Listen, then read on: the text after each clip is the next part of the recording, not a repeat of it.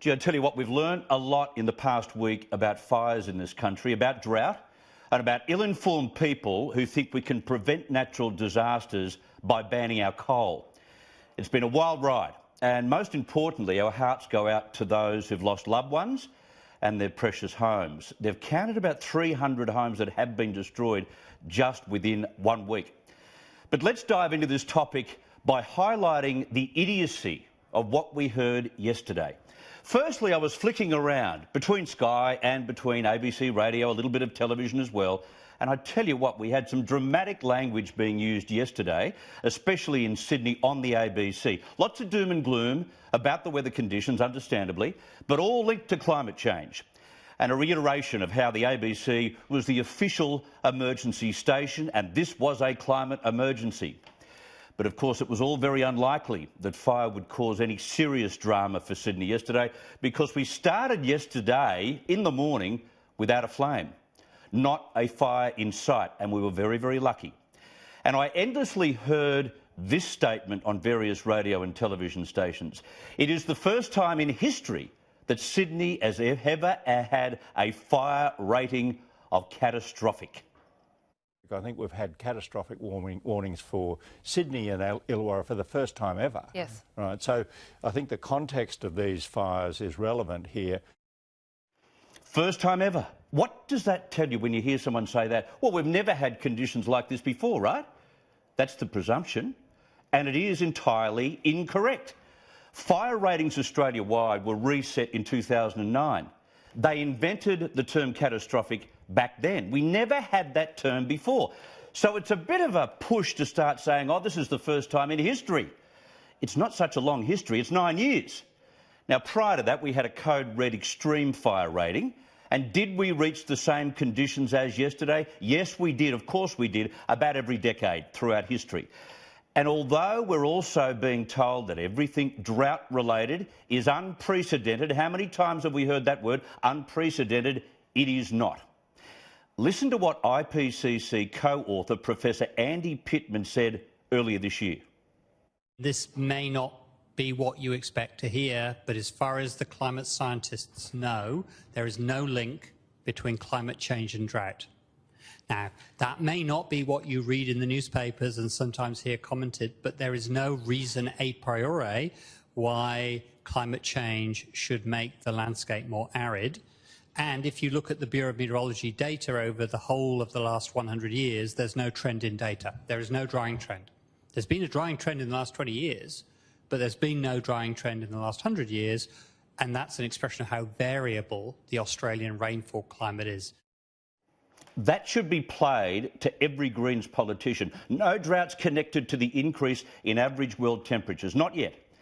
And to illustrate how normal, lengthy and repetitive drought is in this country, let me take you back 220 years, not 50 years, 220, well before climate alarmism, to see what Australia faced then.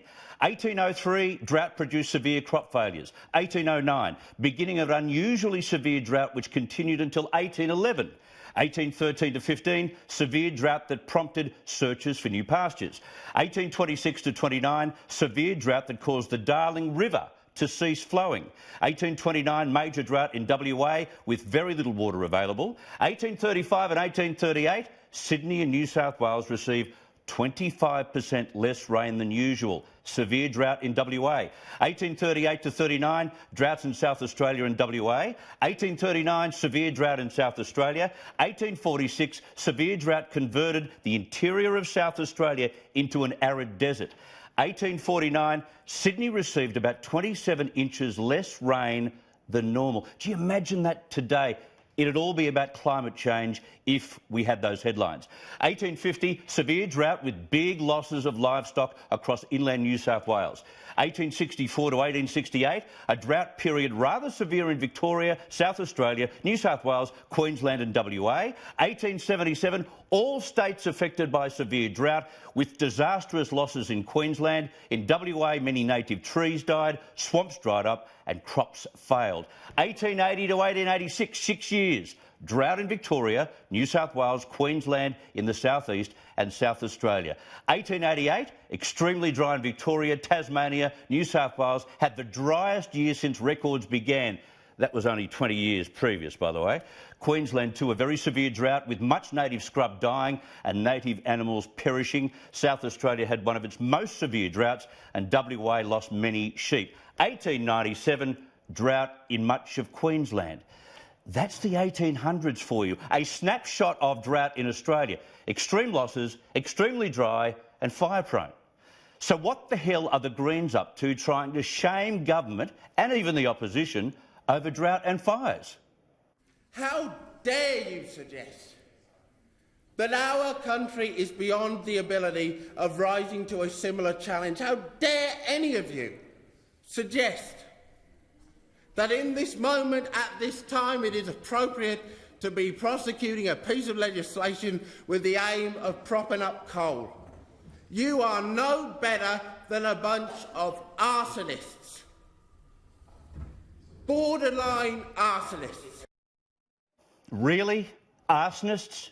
Well, they would be shocking opportunists, making clear political points as homes are destroyed and people die. That is bad enough. But how will leaving coal in the ground here change the weather? It won't. It won't. And the chief scientist has made this point very clear. Create a zero carbon emission society and it will make no difference to the temperature of the planet. We'll all go broke and live in the dark, but it won't make any difference to the temperature. The Greens need to get the fact through their heads.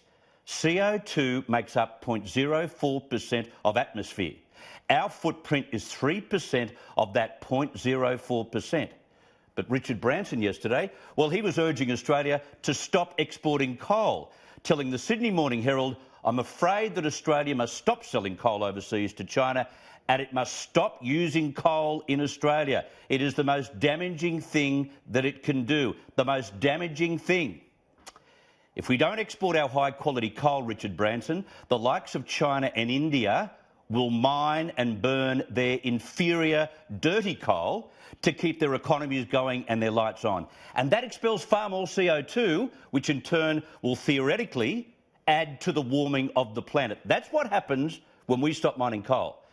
So the Greens are not only morally bankrupt for the timing of their politics, they're plainly stupid and ill-informed. And as for local Greenies, who we'll talk about in this program today, who've made it a capital offence to burn bushland during winter, if anyone deserves blame for horrific fires, it's them.